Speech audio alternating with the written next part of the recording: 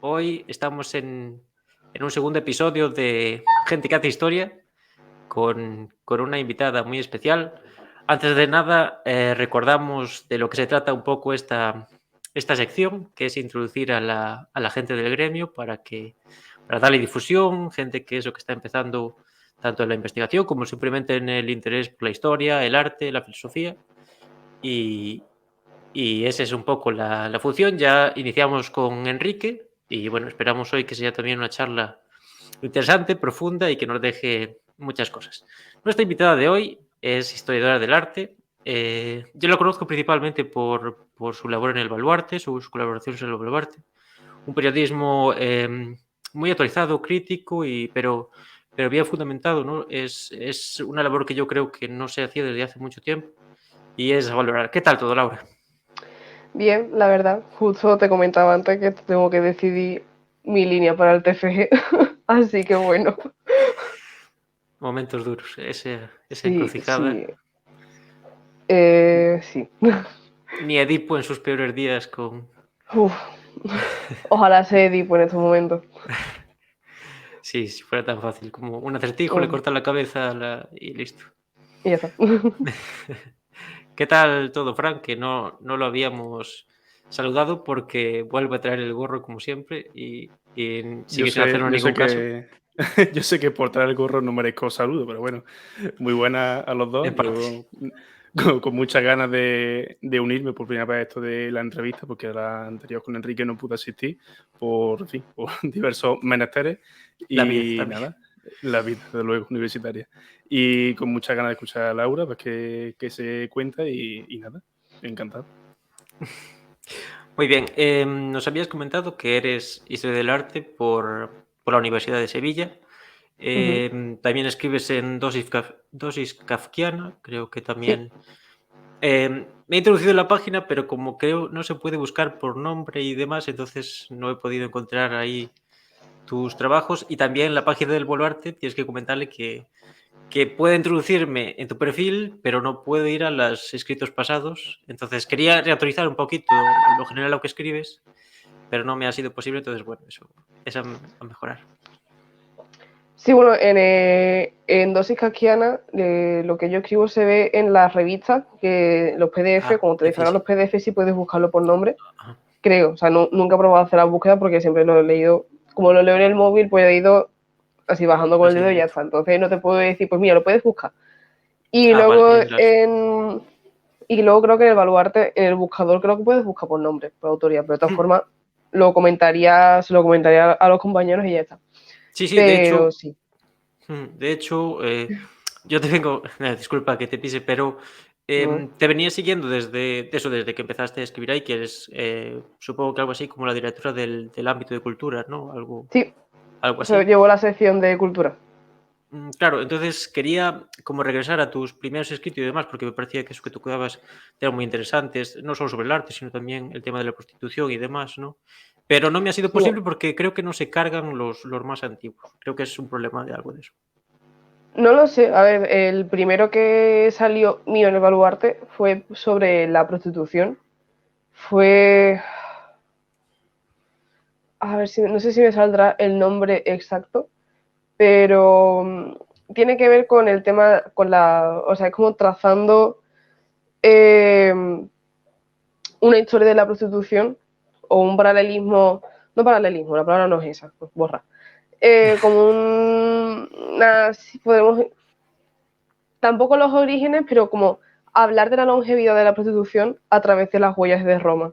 Porque, bueno, todo eso viene porque yo hice un trabajo para la universidad que, o sea, a mi entender, de los mejores trabajos que yo he hecho en la universidad, que es sobre ver el Lupanar de Pompeya, que está en Pompeya, como habréis intuido. Sorpresa. Y básicamente lo usé un poco como en el caso del trabajo, como es contexto académico y tengo que ir a por notas, etc, etc, etc. Un pequeño Sí que detalle me sin corté, importancia. claro, o sea, sí, tengo que aprobar, resulta que tengo que aprobar. Eh, aún así hablé de cosas evidentes, como por ejemplo hablé de Engels y hablé de todo el tema de dónde viene la prostitución y todas esas cosas, porque lo pide, o sea, el asunto lo pide, ¿no? Claro. Pero sí, básicamente era como una forma de hablar de la prostitución a través de una mira que no se toca tanto. Es decir, siempre hablamos de la prostitución, que es un tema que no hay que dejar, es decir, porque aquí en España, por ejemplo, seguimos bastante paraditos en ese tema, pero, por Como ejemplo... tantos otros. Pero en este caso, que es un tema por el que supuestamente hay tanto compromiso, al menos de las instituciones, o que así se quieren ver determinadas instituciones y determinados ministerios, no hay ningún tipo de propuesta, no hay ningún tipo de acción real y nosotros seguimos viendo la prostitución. Quizás nosotros no convivamos, por dado nuestros contextos, quizás no convivamos con ella, pero sí que la vemos como un recurso en la sociedad de masas, como un recurso para series de televisión, para películas. Es como, ¿cómo es posible que un tema, bueno, yo qué sé, se me acaba de venir a la mente, por ejemplo, La Veneno, o sea, la historia de La Veneno que los Avis hicieron, creo que fueron los Avis los directores de la serie, el año pasado sí, fue el año pasado, creo que pilló en pandemia, puede ser, la serie de La Veneno, que, por ejemplo, muestra cómo ella empieza en la prostitución, ¿no? ¿Cómo es posible que un hecho tampoco mitificado, tampoco quiero hablar de mitificación porque no es el caso, sino tan usado y tan, válgame la redundancia, prostituido en los medios de masa y en la serie de televisión, ¿cómo es que no se ha tocado? Es decir, porque, por ejemplo, la serie esta de Netflix de Sky Rojo, también 3/4 de lo mismo, o sea, está un poco en ese círculo, ¿no? Y sin embargo, en el mundo de la academia, en el mundo académico más enfocado al arte también, por supuesto, porque en mi disciplina, como que tampoco se toca tanto. Es que precisamente para comprender la prostitución hoy, evidentemente para la lucha, por así decirlo, a lo mejor no tiene por qué saber la vaina del Blue Banner de Pompeya, pero a la hora de construir un discurso y crear una posición respecto a la prostitución, igual sí que tienes que saber que, oye, que es que la prostitución existe por X e Y, ¿sabes? No es combustión espontánea, sino que es que tiene unos orígenes. Igual hay que pelar esos orígenes para poder hacer algo. O hay que, dentro del sistema en el que vivimos, si queremos ligar, sí, porque evidentemente los sistemas no se pueden abolir de la noche a la mañana, ¿no? Pero si queremos mejorar esa situación y caminar hacia una abolición igual sí que tenemos que, primero, comprender a qué nos enfrentamos y, segundo, crear reformas encaminadas a, ¿sabes? Entonces, Laura, en tu opinión, perdón que te corte, ahora que comentas esto del horizonte abolicionista, en tu caso, ¿propondría un primer paso o una previa reformista o reguladora tan crítica para tener ese horizonte el día de mañana o directamente la abolición en este caso? No sé, esa es una pregunta muy jodida, pero... No es jodida. Yo me posiciono claramente y al que no le gusta así que se pire. Gusta. Eso es un invitado. Sí. Ahí está. Dice. O sea, a mí pero es que refiero, sinceramente... el modo operandi... Pues mira, a ver, yo soy abolicionista y yo soy consciente de las contradicciones del sistema capitalista y yo soy consciente de que es muchísimo más compleja la situación y que la prostitución es una parte de un problema muy grande. Pero el abolicionismo, o sea, a diferencia del regulacionismo, que simplemente da pie y da vía libre a que los puteros y los proxenetas se reconozcan de manera legítima, es decir, porque a fin de cuentas lo que hace el regulacionismo es que da banda ancha y da total libertad a que un proxeneta sea proxeneta. Ya no en las sombras, sino de manera pública, ¿sabes? Sino que se les reconozca como un elemento de la sociedad legítimo y que no se le mire mal. Y al putero igualmente, es decir, se le conoce al putero como un consumidor más. Como es que estamos hablando de que esas personas, primero, comercian con cuerpos y segundo, consumen cuerpos, consumen mujeres. Mayoritariamente mujeres y en caso más estamos hablando también de niñas, de menores.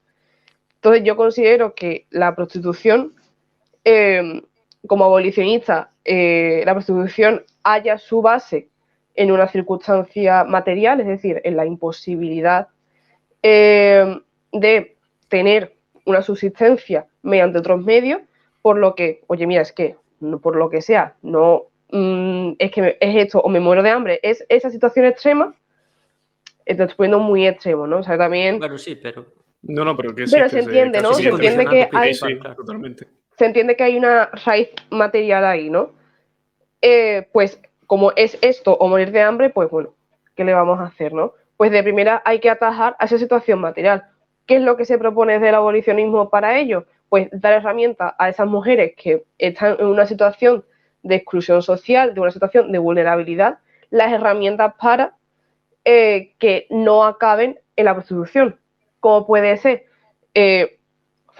una formación académica que les dé incluso lo más tonto, o sea, lo que podéis pensar que esto no tiene sentido, como incluso un curso de ofimática, o sea, un curso de ofimática con formaciones que, aunque tú lo pienses que son súper tontas, pero es como, es que realmente cualquier formación, que sea pequeña, vas escalando y vas agrupando formaciones pequeñas y puedes tener un trabajo y puedes tener una forma de desenvolverte en el mundo y de adquirir un sustento económico que no dependa de venderte y alquilar tu cuerpo, ¿no? Pues eso, lo que se propone desde el abolicionismo, así grosso modo, es mejorar y acondicionar a esas mujeres para que no caigan en la prostitución y por otro lado, porque muchas veces se confunde con el prohibicionismo, se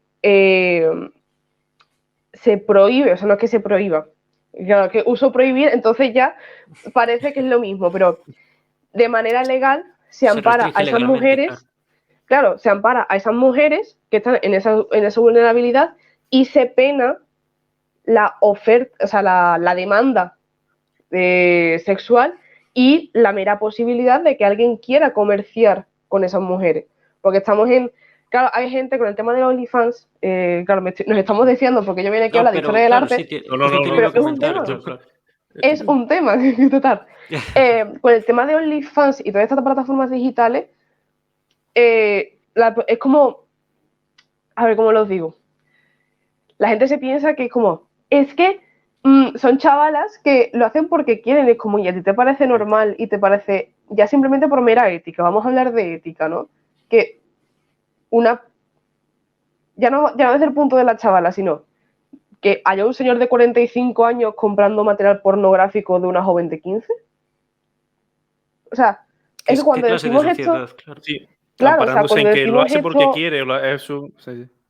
cuando decimos esto de la pornografía convencional, de todo este tipo de webs, es como, hay más o menos como este estigma, ¿no? A la pornografía convencional de cualquier portal pornográfico, de decir, buah, es que no sé qué, ¿no? Como que está ese estigma, pero por algún motivo, OnlyFans se ve bien. ¿Por qué vemos bien? Vemos. Claro, incluso, Se sí, ve la Lo propia. mejor aceptado al menos, sí. OnlyFans. O sea, se piensa que como es una persona en su habitación de manera individual, está menos condicionada por lo económico que una persona que, por lo que sea, acaba siendo actriz porno.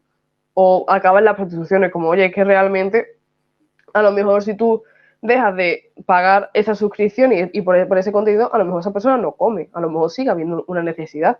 Y esto se ha visto precisamente con la pandemia. O sea, Sí, sí, ha OnlyFans se ha explotado disparado eso. en la pandemia porque hay mucha gente que se ha quedado sin trabajo, que no trabajaba, no entraba dinero en su casa. ¿Qué hacen? Venden fotos suyas. O sea, Claro, hay Un un tipo de patrón. prostitución más, al fin y al cabo. claro, Sí, y es eso. Yo también con Frank nos gusta hablar mucho de filosofía y yo siempre digo que cuando dejas una puerta abierta al idealismo, por muy pequeñita que sea, eso siempre es un problema, ¿no? sí, Y en este caso también, porque claro, acabas normalizando una conducta que sí puede ser simplemente el consumo de pornografía, la venta de contenido, eso que a mí me hace gracia porque incluso se anuncia como creadores de contenido y así, ¿no? O creador de contenido. Es como blanquear el término en sí. esencia, ¿no? Es como Y usar otro nombre para lo que... en muchos casos también incluyen en la vertiente o la perspectiva liberadora en algunos casos, que es incluso más repugnante si cabe, el querer justificar eso de... En Sí, fin, sí, es que se ve de todo en la Viña del Señor sí. y evidentemente de todo tipo de disparate y yo creo que esta sin duda es para mí una de las que más me llama la atención y la que más me Sí, choca. Y lo que ha comentado antes Laura, que claro, prohibicionismo, o eso hace que, por ejemplo, cierta parte del feminismo se derive hacia el puritanismo, ¿no? Y que quiera limitarlo. Esto lo cuenta muy claramente Rosana Kreismer, por ejemplo, ¿no? Que habla cómo esa vertiente del feminismo se deriva hacia el puritanismo y la otra lo reivindica como una libertad. Y volvemos, curiosamente, vosotros dos que sois del sur, mucha libertad y demás, pero, por ejemplo, cuando te sindicas, como hacen los trabajadores de Cádiz, no pueden trabajar en Cádiz y se tienen que ir a Almería, como recientemente Por en lo que una sea. entrevista en el Baluarte, ¿no? Con Sí. uno de los coordinadores de la Coordinadora del Metal, se ve claramente que sí, libertad para la explotación y para la venta de tu cuerpo, ¿Libertad como si para fueras qué? una mercancía y la Mm. negación de la persona, casi. Sí. Pero en cambio para otras cosas no. Mm. No, es cuanto menos curioso. Pero si os parece, es un tema extensísimo. Sí, tenemos de que volver a la prostitución. historia. Sí, vamos a poner un poquito de arte, si os parece, porque si no, esto pierde un poco de sentido. Bien, si nos querías comentar, Laura, un poquito ese debate en el cual estás, esa rama de investigación, lo que te interesa, lo que te llama a lo mejor más, sería Mira, una cuestión pues, interesante. si es que tengo que ver todo el portátil, porque es que como tengo que hacer mañana solicitud, entonces estoy un poco... La Pues chuletilla. mira, sí, o sea, porque tengo, han ofertado un montón de líneas, la verdad, algunas líneas se han Normal. repetido, eso está feo. Entonces, claro, yo hago como una criba, ¿no? Hago una selección de lo que me interesa. A mí, por ejemplo, yo veo mucha gente de mi carrera que le gusta muchísimo el barroco. Entiendo que a la gente le gusta el barroco porque el barroco es la hostia, entonces he dicho. Entiendo que quieras dedicar tu TFG, pero yo, sin embargo, me gusta el barroco, pero es que yo me paso 3 meses investigando sobre, yo qué sé, un Cristo o una Virgen barroca y yo me tiro por la ventana. Porque el barroco aquí en Sevilla son Cristos y vírgenes. Y yo lo Lo raro siento sería mucho. que no te tirases por la ventana, claro. O sea, de verdad, esto no es una cuestión de fe, o sea, mira, me la suda. Pero es que yo no haría mi TFG de barroco porque yo estudio en Sevilla, porque me van a llevar el tema de barroco al ámbito sevillano porque es lo que tengo más cerca y lo que para mí es más sencillo investigar, que es totalmente lógico, porque si me hace falta irme a un archivo, investigar un contrato de ejecución de una obra, si está en Sevilla la obra, lo más probable es que esté la obra, el contrato en la iglesia, ¿no? Por ejemplo, entonces, pues evidentemente todo lo que es arte moderno en Andalucía lo he descartado. Porque es que la asignatura de moderno se mete Renacimiento y Barroco, ¿vale? Entonces todo lo que es arte moderno en Andalucía lo he descartado. Arte español moderno lo he descartado. Historia del retablo la he descartado. Por favor, madre de Dios. Que es muy interesante, como yo lo pienso, es como, ostras, Claro, qué interesante. Pero es que no me gusta. Es muy interesante.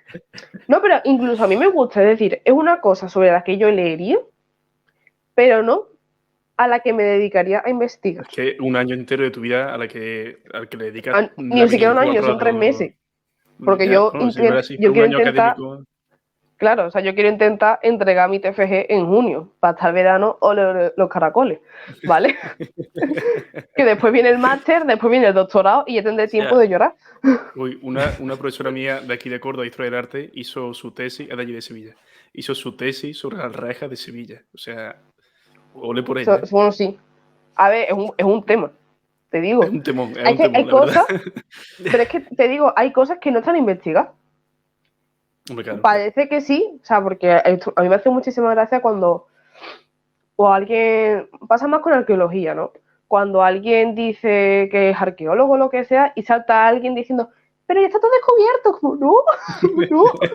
Esto ya está inventado, ¿no? No. De hecho, es todo lo contrario. En el caso de la historia del arte, pero es que ya está todo estudiado. No. Mentira, No, o sea. No hay manos, no hay dinero. No hay recursos, o sea, no se destinan recursos. Claro. Sumado, no se destinan recursos a la investigación. Pero, por ejemplo, el otro día tengo una asignatura que es técnicas de investigación, que básicamente nos están enseñando a investigar. En plan, nos ponen delante, nos hemos tirado 2 semanas, casi 3, con un retablo. Joder. Y tenemos que... O sea, es muy interesante, o sea, el tema es muy interesante, porque nosotros nos enfrentamos al retablo como, de manera general, tú lo veías retablo y era tardogótico. Entonces, vale, pues un retablo tardogótico, como mentira.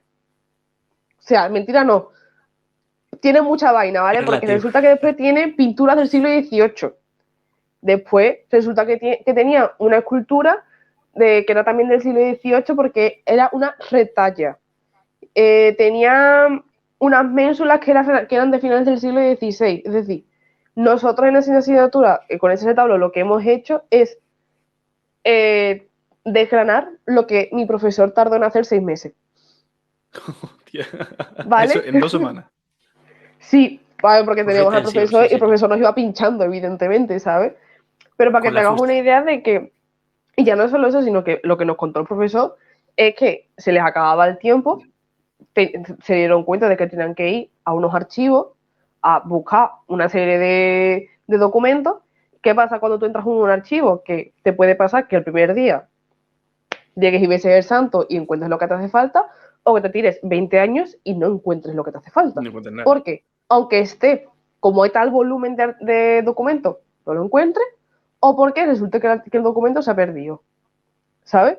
Y tuvieron que dejar esa parte, el soltar la investigación, dejársela a otro y decir, mira, que es que se nos acaba el tiempo, tenemos esta parte de la investigación, ¿Y el dinero? pero seguid.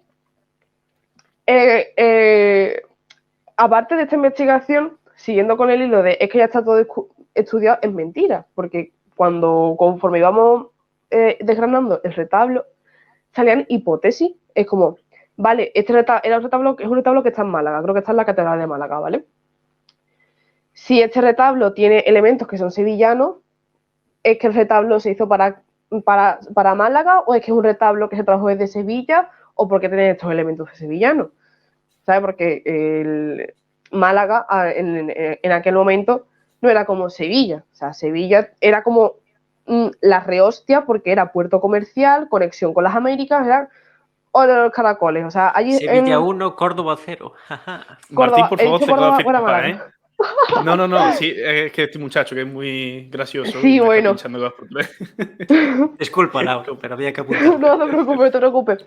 Pero para que nos hagamos una idea, o sea, en Sevilla se está construyendo la catedral y se está pasando ya a un estilo más clasicista, y en Málaga se acepta lo gótico todavía, lo tardogótico, que es por eso por lo que el retablo está ahí. Y es por eso por lo que Nicolás Tiller, que es un artista flamenco que llegó a Sevilla a trabajar y que estuvo trabajando en la catedral, por eso allí Tiller es aceptado, porque es tardogótico. Cuando en Sevilla se empieza a pasar al clasicismo, dicen, pírate porque es que tú estás desfasado ya, mi arma.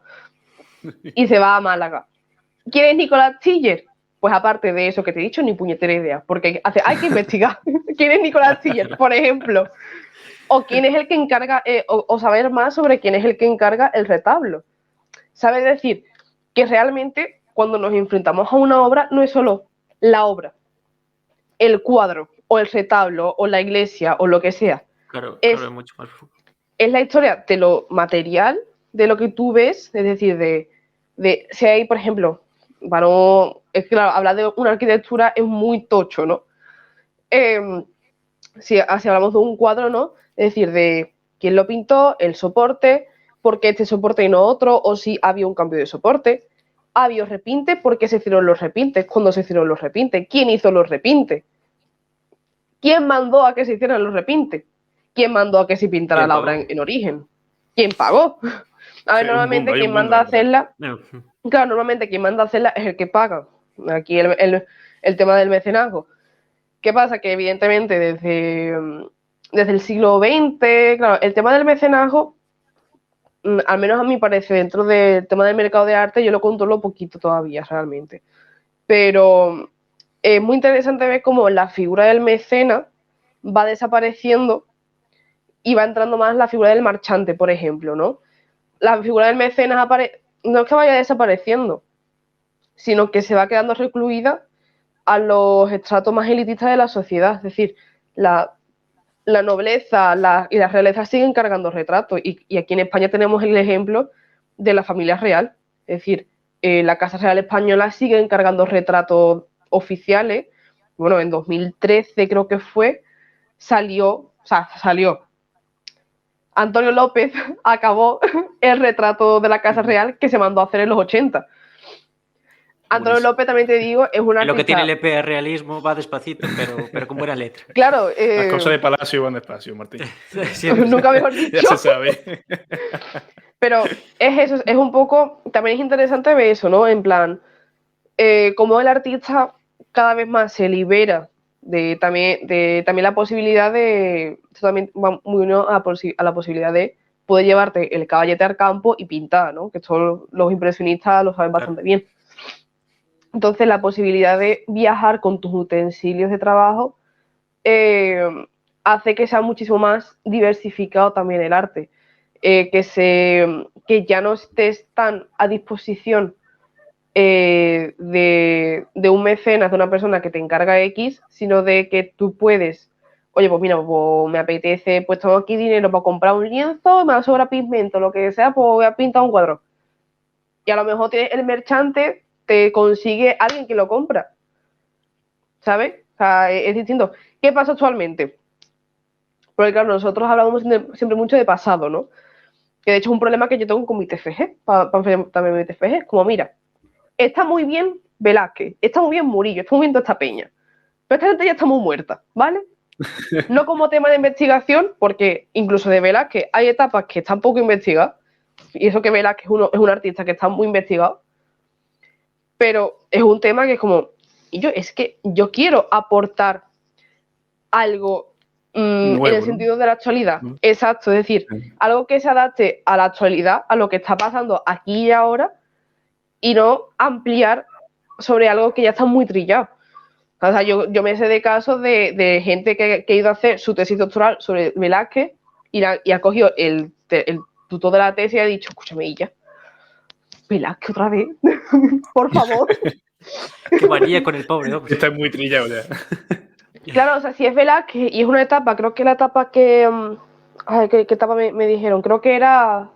No sé si una de sus etapas aquí en Sevilla, una etapa así de formación o algo así, claro, porque a todo el mundo le encanta la etapa de Velázquez de te pinta las islanderas, te pinto las meninas, ole ole, la fragua de Vulcano con el novio de España.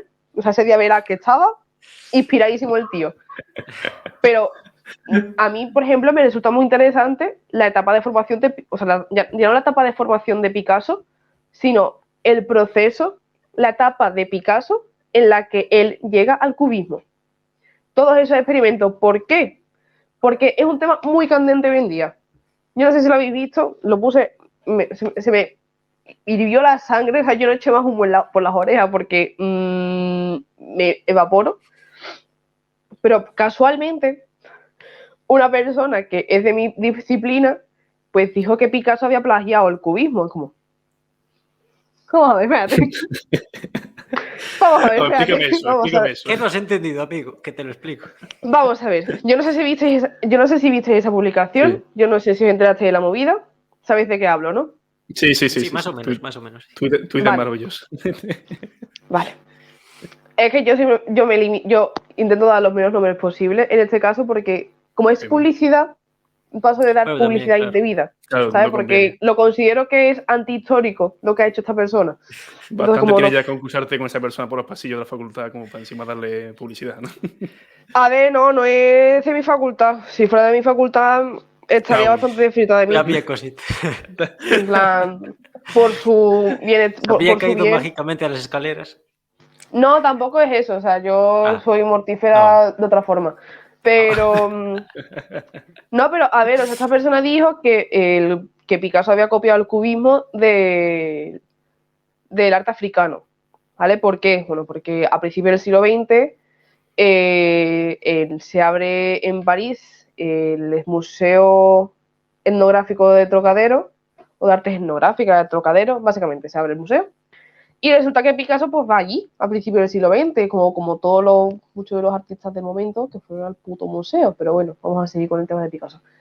¿Qué pasa? Empezó a decir que, claro, las máscaras africanas, y después te ponía como que comparaciones con las señoritas de Aviñón, con distintas esculturas, porque Picasso también hizo escultura. Y es como que tenemos un problema, ¿vale? Porque ya aparte de que esta persona dijera eso, hubo gente que le salió a decirle, en plan, Quilla, ¿qué me estás contando si Picasso ya hacía esto y tenía esto? Y ya no solo por eso, sino porque la gente que le contestaba empezó a hablar de ese proceso y de esa génesis aún en el siglo XX. Como, vamos a ver, que es que Picasso existía antes del siglo XX. Y es que Picasso a finales del XIX está pintando en Horta de San Juan y te está explorando precisamente las facetas y los volúmenes. Es decir, que es una cosa de... Ya, por un lado tenemos a una persona diciendo que el cubismo es plagiado. Que de primeras eso no puede ser porque el cubismo no existía ni siquiera como concepto. Entonces tú no puedes plagiar un concepto que no existía. Es que casi es como seguir el principio de identidad de la metafísica, de que surge por generación espontánea un nuevo estilo. El estilo bebe de otros estilos y los modifica, los adapta y demás, pero no surge de la nada, como quien dice. Claro, es que precisamente en la historia del arte no hay nada que sea por combustión espontánea. Es decir, el arte y los distintos estilos artísticos se desarrollan primero por una reproducción de la realidad, con una reproducción entendiendo esta como un proceso de observación, comprensión y producción de algo visto en la realidad. Desde el arte griego lo podemos ver, desde el arte egipcio, con sus particularidades, por supuestísimo, en cada caso, ¿no? Pero no deja de ser una reproducción de la realidad, y ya no solo reproducción de la realidad, sino la interpretación de unas influencias. Cuando, por ejemplo, es que claro, que podemos hablar simplemente aquí en España. O sea, aquí en España que tenemos una mezcla cultural tan grande, cuando aquí se desarrolla el mudéjar, lo que es el arte mudéjar, eso es puro fruto de influencia, porque aquí se está desarrollando. En el sur de España venimos de todo lo que es la circunstancia de Al-Ándalus, ¿no? De que mezquitas de Córdoba, la Alhambra de Granada, Medina Zahara. Aquí en Sevilla no se conserva por ejemplo, ninguna de las dos mezquitas, porque una es lo que actualmente una mezquita estaba en la actual Colegiata de El Salvador, y la otra mezquita estaba en donde está hoy la Catedral de Sevilla. Vaya. Que de hecho, sí. Sevilla sí. 1, Córdoba 1, lo siento. Los arquitos de colores nunca le van a ganar a una catedral gótica todo guapa, ¿vale? Martín, por favor, que no pisa mi tierra, Martín. Bueno, yo lo siento, señor Raimundo de Madrazo. Vas a ser Raimundo de Madrazo, lo siento. Pero para empezar, a Córdoba os colaron una catedral en todo el medio, que es la capilla de Villaviciosa. De hecho, joder, por favor. Segundo, de hecho, ahí está lo bonito, es lo único del mundo. Y segundo, la Catedral de Sevilla. La Catedral de Sevilla es la catedral católica más grande del mundo. Vamos, si vamos ya aquí por tamaño, yo ya desconecto. Es una proeza arquitectónica, ¿vale? Es toda una proeza. Se terminó de hacer en el siglo XX, pero bueno, la pobre está, ¿vale? No es el caso de la Sagrada Familia, por lo menos. La Sagrada Familia sí, está mucho peor, pero bueno. Sí. Precisamente esto que comentabas, Laura, lo tenía la mayoría anotado, que es lo que habíais comentado de la endogamia, ¿no? En la academia, que es algo que yo y Fran denunciamos bastante a menudo, y también lo que tú comentas de la microhistoria, ¿no? Yo lo vivo, por ejemplo, en el estudio, por ejemplo, del fascismo y demás así fenómenos históricos polémicos, porque esto triunfó sobre todo en Italia, ¿no? Mientras se desarrolla el fascismo de nuevo y demás, los historiadores están discutiendo sobre el concepto de individuo y, como yo lo llamo vulgarmente, están discutiendo si Hitler se peinaba el bigote para la derecha o para la izquierda. Mientras no se analiza el fenómeno en profundidad, se tira, por ejemplo, de la sociología, la teoría de los totalitarismos. Entonces, claro, y también volvemos a comentar lo de la relación de la ciencia con la academia, cuando la academia se desvincula de la ciencia, eso se convierte en una corporación carente de sentido, casi, ¿no? Y también lo que comentabas, el concepto de artista, el individualismo, ¿no? Recientemente la Premio de Asturias, Marina Abramovich, una de sus performances más famosas precisamente es exhibirse en paños menores, digámoslo así, ¿no? Y es ese individualismo exagerado, ¿no? No sé si nos querías comentar tal vez un poquito de esto. A ver, sobre el tema de la academia, la academia es que tiene un problema súper gordo. O sea, la academia tiene, al menos a mi parecer, ¿no? aparte del problema de la endogamia, por supuestísimo, tiene un problema actualmente y es que en ciertos aspectos, a ver cómo podríamos decirlo, está muy desconectada de la gente. O sea, dentro de que es una endogamia que se van reciclando unos con otros y se van como, al final son como siempre las mismas caras, los mismos apellidos, los mismos nombres, o ese flujo de relaciones, porque es así, o sea, es así, está muy encorsetada, quizá, es muy cerrada, ya no solo por el lenguaje, sino porque yo entiendo que evidentemente una universidad también habla mucho para, técnicamente y en teoría, para sus estudiantes, ¿no? Para la gente que estudia allí. Pero no hay esa proactividad a que más gente se interese en la academia.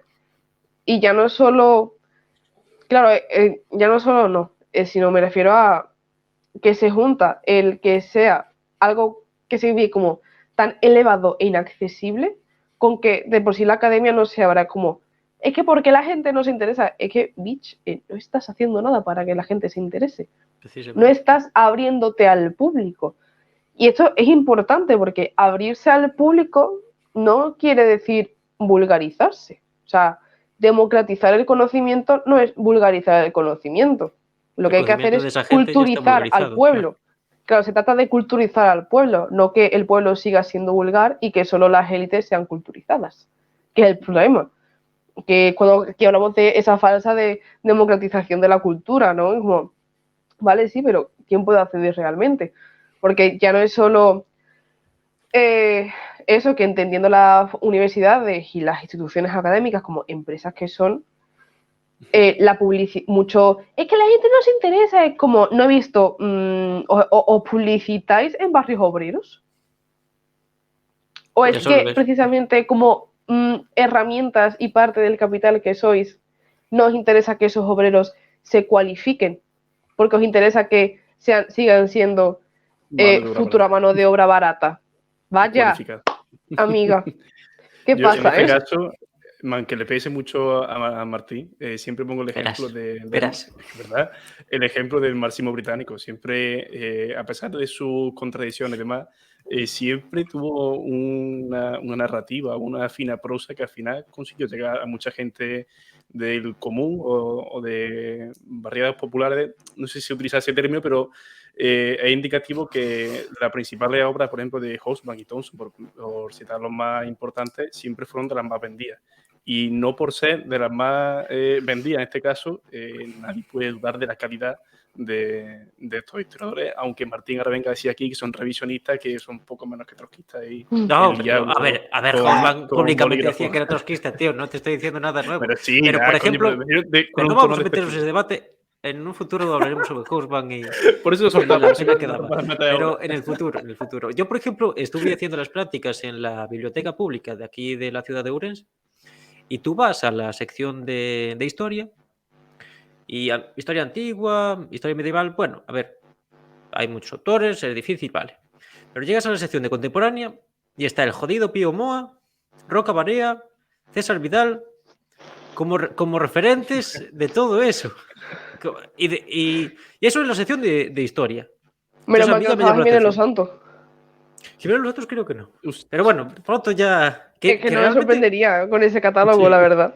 Sí. Bueno, como cuando ponen a filosofía dentro de magia oscura, horóscopo y demás. Es lo que justo es lo que te iba a comentar, Frank. El otro día pasaba por la sección de filosofía ética y me encuentro que la mitad son jodidos libros de autoayuda y la otra mitad son... Eso es muy de casa lo que tú has comentado, magia negra y demás. Pero ¿qué cojones tiene que ver con la filosofía? Es que realmente no sé exactamente el criterio por el cual se selecciona lo que queda en el depósito y lo que se exhibe al público. Pero es que no tiene ninguna lógica. Aparte de que ya encontrar un libro decente en la biblioteca, por ejemplo, de un tema un poco más específico, tienes que pedirlo en otro sitio. Los propios días de tal, los propios préstamos, los propios materiales, las propias condiciones de la biblioteca, muchas veces donde está situada y demás. Eso ya te limita. Como para que aún por encima la gente que dice, bueno, voy a la sección de historia para coger de historia y se encuentra con Pío Moa. Pío Moa debería estar en literatura histórica mala. Debe estar en la No, cárcel. ni para siquiera empezar. en historia. Ficción histórica.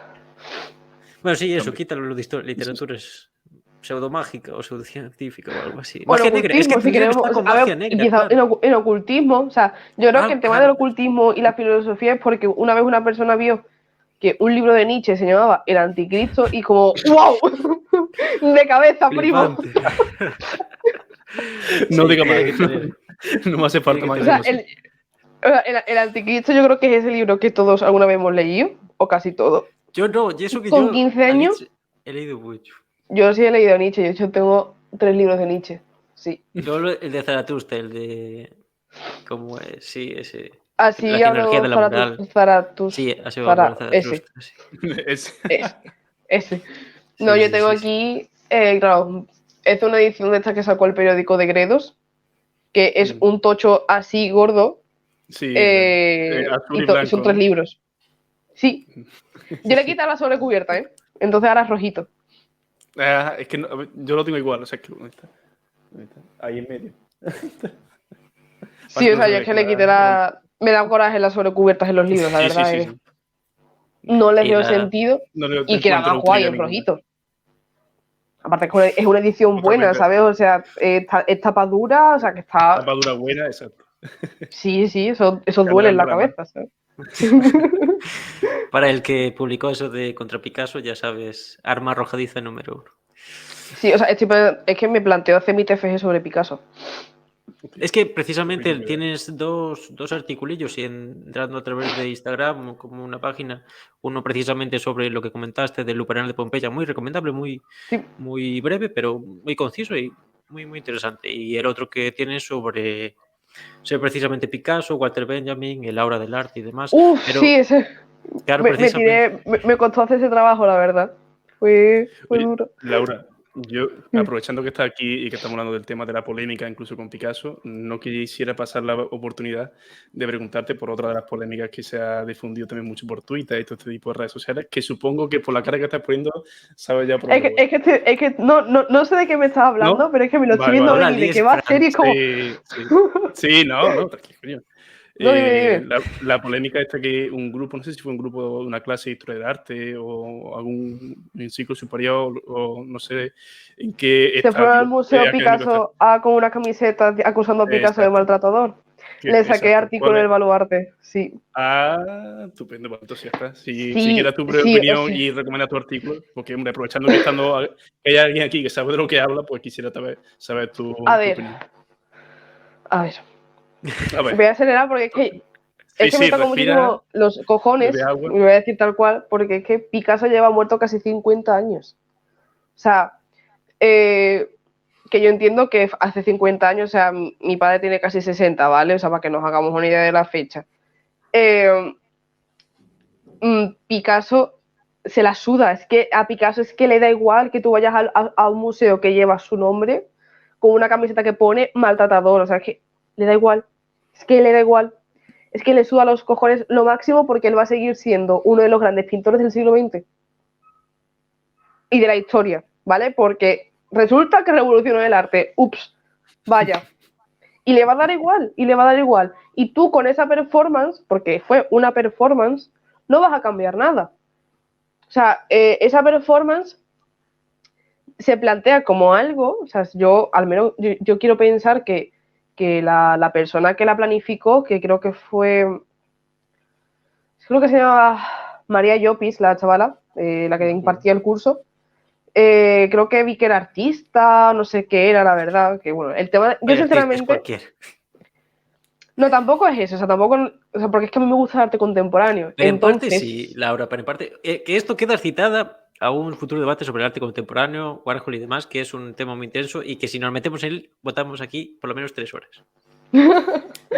Entonces, o sea, yo entiendo que está muy bien que en la historia del arte se visibilicen los abusos, que se visibilice como parte del hecho historiográfico facetas de los artistas que no se han comentado o que no se han tratado por mantener esa imagen del artista, ¿no? Del genio, aunque a que genio sea ya una noción desfasada.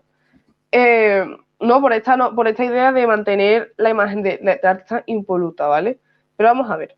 Escúchame, mi ciela. Tú con tu performance no estás haciendo nada por la historiografía. Tú estás yendo a un museo a hacer una performance y la gente te está viendo como una imbécil que ha ido a pedirle explicaciones a un señor que lleva 50 años muerto. A nivel historiográfico no estás haciendo nada. No estás haciendo nada en favor de la investigación de la figura de Picasso. ¿A qué me refiero con en favor de la investigación de la figura de Picasso? Sino que ese tiempo que tú has invertido en hacer eso, podrías haberlo dedicado en hacer un artículo y contribuir científicamente a arrojar luz sobre ciertos aspectos de la vida de Picasso que no se han tratado y que igual hay que tener en cuenta, quizá ya no para su arte, porque ya habría que evaluar entonces si esas conductas de Picasso se ven reflejadas en su arte o no, pero sí, por ejemplo, en la vida de las diferentes cónyuges del artista, como por ejemplo Dora Maar. Eso sí tiene relevancia y sí tiene sentido. Y hacer un artículo y hacer una tesis o hacer lo que sea en la que tú quieres visibilizar eso y decir, oye, mira, vamos a desmitificar a Picasso porque fue maltratado, porque fue un borracho, no sé si fue un borracho, ¿no? Yo estoy acusaciones, ¿no? Pues lanzar acusaciones que no quede. Y vamos a visibilizar esta faceta del artista que no se comenta.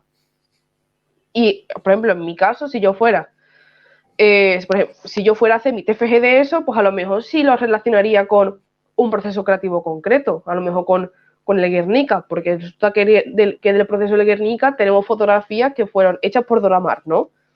Entonces, como Picasso, a través de sus conductas, se benefició para su creación artística, o como, y tú lo arrojas a la historiografía, y como, oye, pues es material científico. Claro, eso tiene un contexto al menos.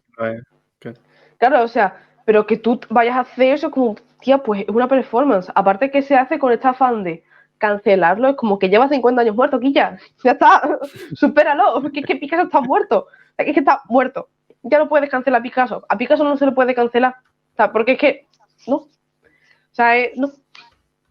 O sea, pero hablando ya no solo de lo de la persona esta, sino que al final es todo como este afán por desacreditar a Picasso, como mira, a mí Picasso no me gusta como persona, precisamente porque sé que cometió ciertos abusos, sé que fue un cabrón con sus parejas y no es una persona de mi agrado, pero tampoco como profesional no voy a liarme ahí a intentar deslegitimar y tirar por tierra su figura cuando, lo siento mucho, pero es que Picasso a nivel profesional sería antiprofesional, anticientífico y anti todo, querer tacharlo de otra cosa. O sea, que yo lo siento mucho, que yo sé que no es una forma de hacer justicia esto, ¿sabes lo que te quiero decir? O sea, esto Claro, también claro, hay que verlo relacionado con esta perspectiva de género, o sea, porque los estudios de género en el arte son un hecho, se están dando, ¿vale? ¿Qué pasa? Esto, Linda Nochlin, o sea, ya en los 70, aquí la amiga Linda Nochlin ya se preguntaba estas cosas, ¿no? El tema de por qué no había grandes mujeres artistas, ¿no? Y cada vez que se hacía la pregunta, pues la gente lo que hacía era decir, soltar una batería de artistas y ya está, una batería de nombres y punto, y no plantearse más. Pues en este caso, o sea, como que la evolución más absurda es que Linda Nochlin, yo creo que ya ha muerto esa mujer. No lo sé, la verdad, a lo mejor la estoy matando. No. Pero... En directo, anunciamos la Pobre muerte. mujer. Señora, tranquila. Pero, o sea, la evolución no es una evolución ni siquiera, porque yo creo que Linda Nochlin ve estas cosas y se meterá un facepalm tremendo en porque es que... Si no está muerta, se muere al enterarse de eso. Se muere, se muere. No se muere, como mucho le da un jamacuco. No os pongáis tan dramáticos. La dan parros, no pasa nada. Pero esta forma, o sea, es como la idea de poner en valor otros artes, por ejemplo, en el caso de la chica esta con el arte africano, y como pueden ser, en este caso, como usan, a ver cómo te lo digo. Por un lado, en el caso de lo del plagio y del cubismo, querían no enaltecer, sino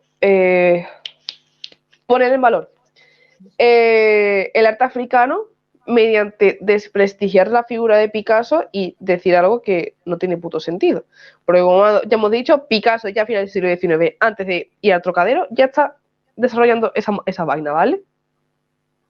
En fin. Y por otro lado, en el caso de el tratamiento de sus ex y de sus cónyuges y de cómo se comportaba en sus relaciones, parece que más que, a ver cómo lo digo, o sea, porque yo lo veo dos cosas, ¿vale? Por un lado, una forma muy errónea de querer poner en valor la figura de ellas como artistas, porque por ejemplo Dora Maar también fue artista y era fotógrafa, y no sé si era también pintora, a lo mejor aquí estoy patinando, pero no estoy segura. Es como, no tienes que tirar por tierra el arte de Picasso para poner en valor a Dora Maar. De hecho, hablar de las cónyuges de Picasso únicamente en relación a Picasso y únicamente como cónyuges y víctimas de Picasso es bastante misógino, de hecho, porque las invalida a ellas como personas independientes y las asocia y les crea una presencia únicamente relacionada con Picasso, como eres Dora Maar, pero si yo no hablo de ti como cónyuge de Picasso, pues no me interesas, ¿sabes? Porque yo necesito mostrar que Picasso ha sido súper malo contigo para siquiera poder mencionarte, o sea, muy por encima de tu arte, ¿sabes? Como realmente en este afán de querer hacer justicia son una mancha de misóginas todas, o sea, yo lo digo tal cual, o sea, porque es que pecan muchísimo de eso. Claro, es que incluso la propia contradicción de los estudios de género es que se introducen en el ámbito volvemos a la academia, ¿no? En la academia, si tú quieres subir hay que hacer favores. Para hacer favores tienes que subordinarte. Y también lo de eres mujer, oriéntate a hacer los estudios de género, es como si solo pudieras hacer eso, como si solo pudieras investigar a la mujer en la historia. Llega un punto en que es ridículo, incluso lo que tú has comentado de la moralidad. Esto incluso en el ámbito artístico ya lo hacía Savonarola cuando le decía a Botticelli que quemara sus cuadros de desnudos porque eso era amoral y eso condenaba a la sociedad, ¿no? Quemar los cuadros no va a salvar nada, igual que eso, condenar a un artista o cancelarlo, como quien dice, ¿no? Que volvemos otra vez a Walter Benjamin, por ejemplo, ¿no? La militancia tiene que ser hacia el futuro, no hacia el pasado. Cambiar el relato del pasado no va a cambiar lo que pasó en el pasado, eso es una estupidez. Bueno, eso ya entramos en la concepción de la historia posmoderna, de que todo es un relato y demás. Sí, bueno. En fin. Sí, o sea, es que tiene mucho que ver, o sea, el concebir la historia como un relato y no como una secuencia de hechos objetivamente demostrables, te lleva a hacerlo maleable, hacer de la historia algo maleable, a que se pueda hacer los discursos, y eso ya lo vemos desde una perspectiva, tanto desde una orilla como desde otra, o sea, que es que no es solamente estas personas que quieren ahora como revalorizar o poner en valor ciertas culturas o el arte, por ejemplo, en este caso de las mujeres, sino también desde la otra orilla por completo, como los discursos de la derecha y la ultraderecha, básicamente se tratan de o sea, a ver, es que me puedo remontar a Franco, ¿no? Franco concibiéndose como casi heredero de los reyes católicos, como mira mi ciela. Claro. Perdona. Bájale un poquito. Sí, pero ya ni siquiera, claro, ya ni siquiera tenemos que irnos a Franco dentro del contexto franquista, ni siquiera hace falta esa forma de verse como heredero de los reyes católicos, sino lo que Franco hizo relacionado con la guerra civil. O sea, Franco, por ejemplo, con el Alcázar de Toledo, ¿no? Cuando fue el asedio al Alcázar de Toledo, realmente tampoco fue una batalla épica, o sea, tampoco fue una batalla súper épica de la guerra civil, de buah, tío, no, o sea, fue una resistencia y ya está, ¿sabes? O sea, que es que tampoco fue gran cosa. Bueno, pues cuando Franco restauró el Alcázar de Toledo, pues lo hizo como con unos aires y una forma como de grandeza. O sea, se hablaba como de una de las grandes batallas de la guerra civil, de como... Y para resignificar algo que realmente no sucedió. Sí, o sea, para glorificarse a fin de cuentas, una forma de glorificarse, claro, de legitimar su posición, o sea, a fin de cuentas tienen su posición y su presencia ahí, ¿sabes? Como también, por supuesto, a ver, esto a ver, esos historiadores, lo típico de los reyes católicos, de los reyes de las monarquías absolutas de rey por la gracia de Dios, ¿no? O sea, Claro. básicamente, es como una forma de legitimar su posición, en este caso una posición de poder, evidentemente, pero sí, o sea, en el caso de los estudios de género, al final parece que si las mujeres solo vamos a poder escribir sobre eso, es como, oye, pues a lo mejor yo no quiero escribir sobre, o no quiero hablar sobre la mujer como mecenas o la mujer, yo qué sé, o sea, cualquier cosa que se te ocurra, ¿sabes? Que a lo mejor a mí no me interesa el tema. O a lo mejor si yo me especializo en algo que no tiene nada que ver, yo no quiero que se me llame para hablar de la mujer en ese campo. Como, escúchame, es que yo soy algo más, ¿sabes? Que yo sé hacer algo más que eso, ¿sabes? Y es bastante... o sea, es como, sí, o sea, súper guay porque metemos estudios de género, pero os vamos a meter todas ahí, aunque no queráis, y ya está. Porque vosotros lo habéis pedido como una discriminación positiva, ¿no? En este caso. Ni siquiera es positiva, o sea, porque a la mujer se la está tratando como una cosa aparte. O sea, sigue siendo la misma otredad de siempre, ¿sabes? Sí, cuando... Claro, se la introduce, pero como en su campito, en su Sí, mesa o para sea, los Su niños. en la parcela escuela. es solamente para ella y no te salgas de ahí sí, porque este es tu campo. claro, es mantener la otredad, lo que pasa que es como, bueno, pero es que son estilos de género, como es que me la suda, ¿sabes? Es que la historia de las mujeres no es una historia aparte, o sea, es que nosotras convivimos, ¿vale? Entonces, no es algo aparte, o sea, es como, no sé si fue en un museo o algo así, que alguien subió hace unos años, o sea, yo creo que fue hace unos años, entonces lo tengo un poco más borroso, pero me acuerdo que alguien subió una foto, creo que era en un museo o en una exposición o algo, que ponía arte barroco y arte barroco de mujeres, como... Sí, en los museos eso ocurre mucho, las salas Eso, apartes de... ¿por qué? ¿Por Sí, qué? O sí. sea, me choca muchísimo como, oye, que es que si esta artista es barroca y se la puede ver a escribir a una artista concreta, a una línea, ya no a un artista, sino a una línea concreta de o una escuela o lo que sea, Un como estilo, claro. no es una cosa aparte, ¿sabes? Al final es, es mantener la otredad, pero evidentemente con la idea de seguir sacando billetes, porque ahí vemos la multitud de estudios, de cursos de no sé qué con perspectiva de género. Los Las máster mujeres y no sé demás, qué. todo eso, claro.